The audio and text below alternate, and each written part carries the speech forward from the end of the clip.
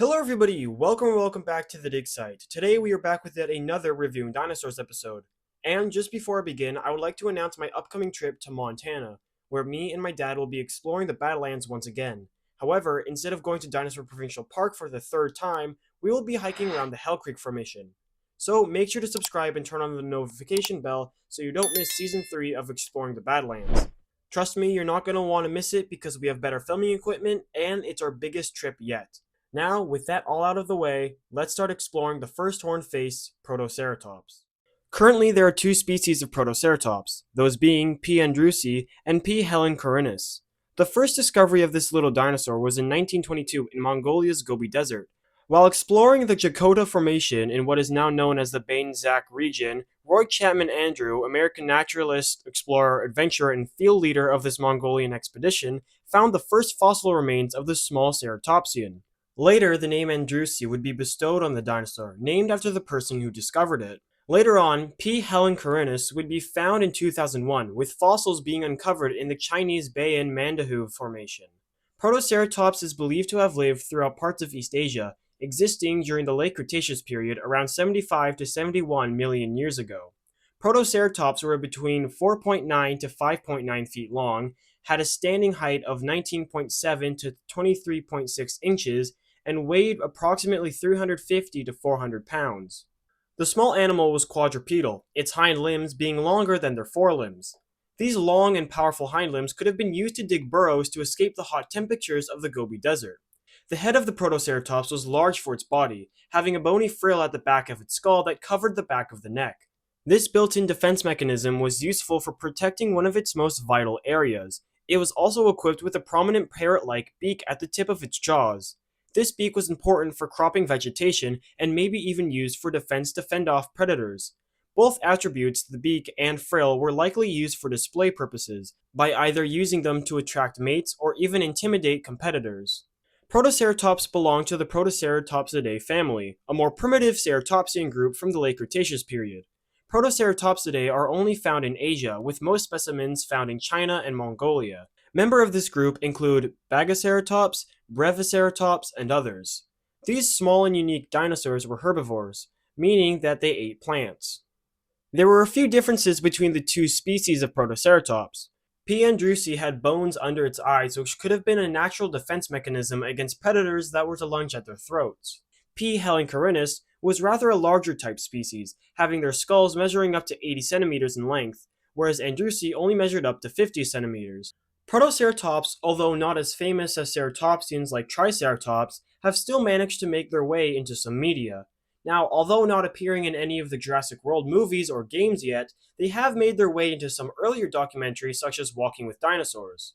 Hey, what are you doing? Hey, get out of here, Nigel Marvin, I'm doing a video.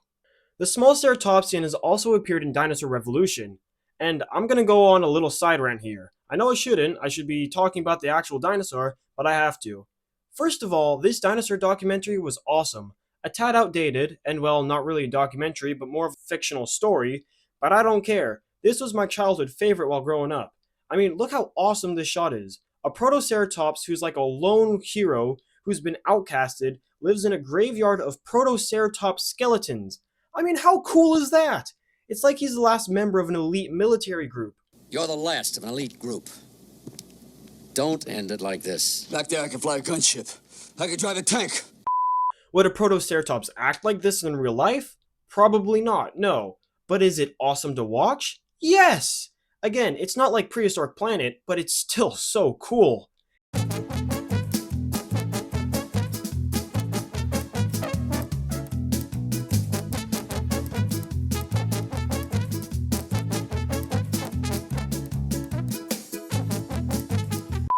And I absolutely hated it when Netflix removed it. And you want to know another early dinosaur documentary that Protoceratops was in? Tarbosaurus the Mightiest Ever. This was probably the first dinosaur documentary I ever watched. I think I still have the DVD case for it. I mean, does anybody actually remember this? I just thought of it while researching this segment. And you know, looking back on it, it's probably a good thing no one remembers this because it was so goofy and ridiculous. His name is Patch. The surrounding ecosystem of Protoceratops was most likely a dry, sandy environment, with occasional streams and short-lived bodies of water. The conditions would be semi-arid with sparse vegetation. Protoceratops most likely ate on fresh-growing plants like ferns, cycads, and other vegetation. Other dinosaurs that lived alongside the small Protoceratopsian were Oviraptor, ankylosaurs like Panachosaurus, and of course the legendary dromaeosaurid Velociraptor. Speaking of velociraptors, the relationship between Protoceratops and this raptor is very much like the rivalry between Tyrannosaurus and Triceratops. We know these two ancient animals had a rivalry due to the fossil evidence we have found in Mongolia. Not only one of the most famous skeletal remains, but also one of the most important fossil discoveries of all time was uncovered in the Jakota Formation in 1971. What I'm referring to is obviously the infamous fighting dinosaur specimen. These incredibly preserved skeletal remains of one Protoceratops andrewsi and one Velociraptor monoglyensis were trapped in combat around 80 million years ago. Many wonder as to how these prehistoric opponents came to be preserved together so well, but some hypotheses include a drowning scenario or buried by a dune collapse or sandstorm. Either way, this specimen is one of the most important paleontological discoveries of all time. It is direct evidence of how non-avian dinosaurs interacted in combat, also showing how they engaged in battle. This also allowed us to learn more about Protoceratops' anatomy and physiology, helping paleontologists piece together what they looked like, and vice versa for Velociraptor. Protoceratops is believed to have been a social dinosaur that formed herds. These herds would contain adults, subadults, siblings, etc. It's thought that if a small group of Protoceratops were to encounter a larger group, then they would join that herd as a means to increase their survival against predators. Juveniles would do this as well, having increased protection from the large number of adults within the group.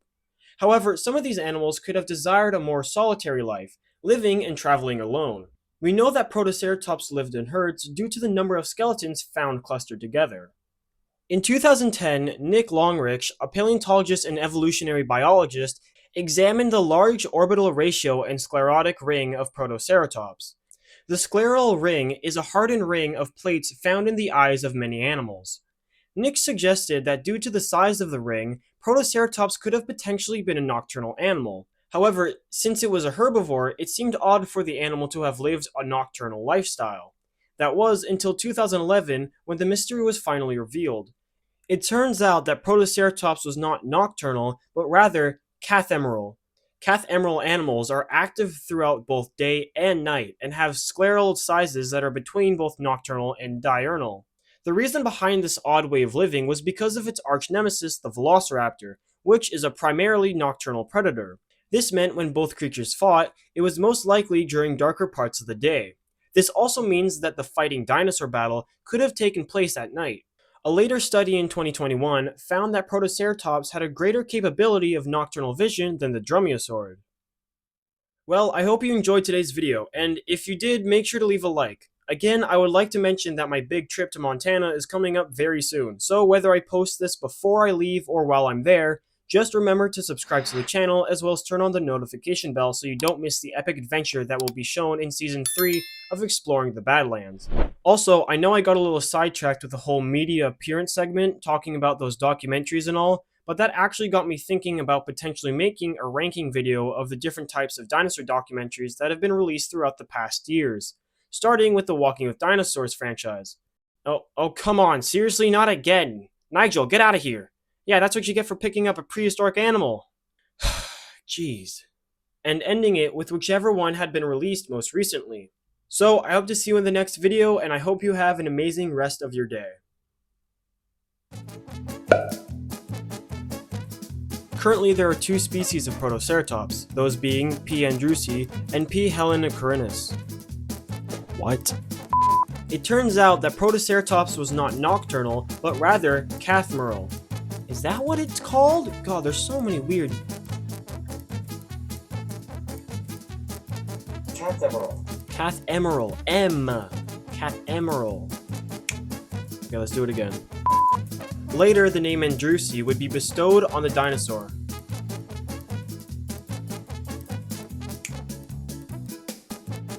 Who's... That's a cat. Oh my god. I thought someone was at the door, but it's a cat trying to pry her head. Well, come on, if you're gonna come in, then... Yeah, I hope you're happy.